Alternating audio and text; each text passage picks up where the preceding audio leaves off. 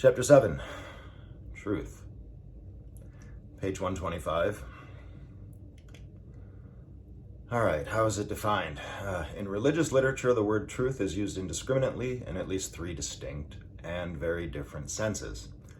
Thus, it is sometimes treated as a synonym for fact, as when it is affirmed that God is truth. Okay, meaning that he is primordial reality. But this is clearly not the meaning of the word in such a phrase as worshiping God in spirit and in truth. Here it is obvious. Truth signifies direct apprehension of spiritual fact, as in experienced, as opposed to secondhand knowledge about reality, formulated in sentences and accepted on authority or because an argument from previously granted postulates was logically convincing. And finally, there is the more ordinary meaning of the word, as in such a sentence as, "This statement is the truth," where we mean to assert that the verbal symbols of which the statement is composed correspond to the facts to which it refers. So, truth. Let's see here. All right. So, Meister Eckhart was a mystic. And being a mystic, he understood very vividly that the modern semanticist is so busily and also so unsuccessfully trying to drum into contemporary minds, namely, that words are not the same as things, and that a knowledge of words about facts is in no sense equivalent to a direct and immediate apprehension of the facts themselves. So intellectualizing meaning as opposed to knowing it, experiencing it. What Eckhart actually asserts is this: whatever one may say about God can never in any circumstances be the truth in the first two meanings of that much abused and ambiguous word. By implication, St. Thomas Aquinas was saying exactly the same thing when, after his experience of infused contemplation, he refused to go on with his theological work, declaring that everything he had written up to that time was a mere straw compared with the immediate knowledge which had been vouchsafed to him. 200 years earlier in Baghdad, the great Mohammedan theologian al-Ghazali had similarly turned from the consideration of truths about God to the contemplation and direct apprehension of truth, the fact. From the purely intellectual discipline of the philosophers to the moral and spiritual discipline of the Sufis. So, truth as it is, just axiomatically, intuitively, and therefore simply so. This is by Huaining. There is nothing true anywhere. The true is nowhere to be found. If you say you see the true, this seeing is not the true one. When the true is left to itself, there is nothing false in it, for it is mind itself. When mind in itself is not liberated from the false, there is nothing true. Nowhere is the true to be found. And the second meaning of truth, of course, was direct apprehension of spiritual experience, exponentially, to know it internally as fact. To this, the Sutra Lammakara, the truth indeed has never been preached by the Buddha, seeing that one has to realize it within oneself. And Lao Tzu, the further one travels, the less one knows. So let's see here. Truth. Diamond Sutra, what is known as the teaching of the Buddha is not the teaching of the Buddha. So, let's talk a little more about defining how to reach intellect as a medium of the avatar. And that the avatar is beingness or knowingness or truth, as it were, somewhat in disguise. The subject matter of the perennial philosophy is the nature of eternal spiritual reality. That's what we're talking about. But the language in which it must be formulated was developed for the purpose of dealing with phenomenon in time. That is why, in all these formulations, we find an element of a paradox. The nature of truth, the fact, cannot be described by means of verbal symbols that do not adequately correspond to it. At best, it can be hinted at in terms of non sequiturs and contradictions. To these unavoidable paradoxes, some spiritual writers have chosen to add deliberate and calculated enormities of language, hard sayings, exaggerations, ironic or humorous extravagances, designed to startle and shock the reader out of that self-satisfied complacency, which is the original sin of the intellect. Of this second kind of paradox, the masters of Taoism and Zen Buddhism were particularly fond. The latter, indeed, made use of paralogisms,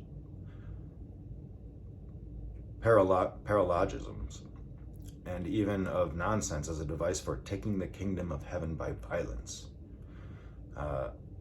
So Zen's use of almost comic extravagance to emphasize the philosophical truths it regarded as most important is well illustrated in the first of the extracts cited. And we are not intended seriously to imagine that an avatar preaches in order to play a practical joke on the human race.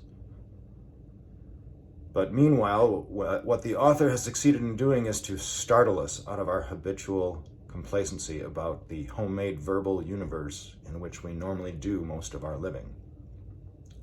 Words are not facts, and still less are they the primordial fact. If we take them too seriously, we shall lose our way in a forest of entangling briars. But if, on the contrary, we don't take them seriously enough, we shall remain unaware that there is a way to lose. There is a way to lose, or a goal to be reached. We lose sight of that. If the enlightened did not preach, there would be no deliverance for anyone. But because human minds and human languages are what they are, this necessary and indispensable preaching is beset with dangers. The history of all religions is similar in one important respect. Some of their adherents are enlightened and delivered because they have chosen to react appropriately to the words which the founders have let fall. Others achieve a partial salvation by reacting with partial appropriateness. Yet others harm themselves and their fellows by reacting with a total inappropriateness, either ignoring the words altogether or, more often, taking them too seriously and treating them as though they were identical with the fact to which they refer. That words are at once indispensable and in many cases fatal has been recognized by all the exponents of the perennial philosophy. Thus, Jesus spoke of himself as bringing into the world something even worse than briars, a sword. St. Paul distinguished between the letter that kills and the spirit that gives life. And throughout the centuries that followed, the matters of Christian spirituality have found it necessary to harp again and again upon a theme which has never been outdated because, and he uses this, homo loquacious, right?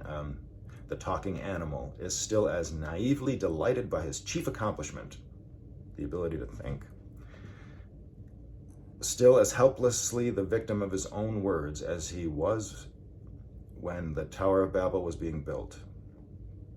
Recent years have seen the publication of numerous works on semantics and of an ocean of nationalistic, racialistic, and militaristic propaganda. Never have so many capable writers warned mankind against the dangers of wrong speech, and never have words been used more recklessly by politicians or taken more seriously by the public. The fact is sure proof enough that, under changing forms, the old problems remain what they always were: urgent, unsolved, and, to all appearances, insoluble.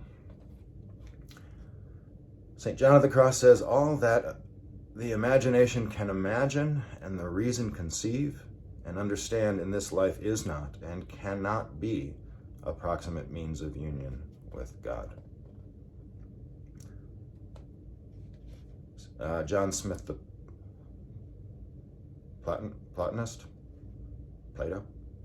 Jejune and barren speculations may unfold duplicatures of truth's garment, but they cannot discover her lovely face. Cute. All right. Yeah. Let's see here. Let's make it beautiful and accessible. Let go of the love of intellect. Meister Eckhart says, As the Godhead is nameless, and all naming is alien to him, so also the soul is nameless, for it is here the same as God. St. John of the Cross, God being as he is inaccessible, do not rest in the consideration of objects perceptible to the senses and comprehended by the understanding. This is to be content with what is less than God. So doing, you will destroy the energy of the soul, which is necessary for walking with him. And William Law. There's this recurring theme of to know ultimate truth. Let go of everything you think you know, everything that you can wrap your brain around, and just come to awareness, consciousness with wholly empty hands.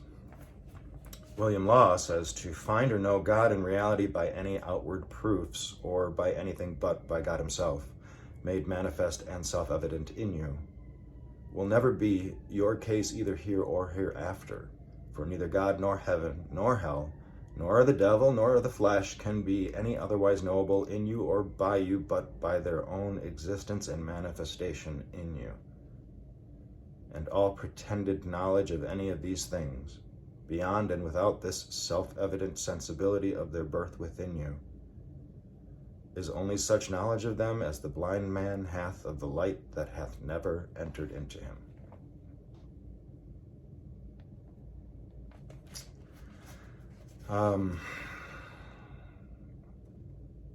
So, what is it to experience? What is it to have the experience?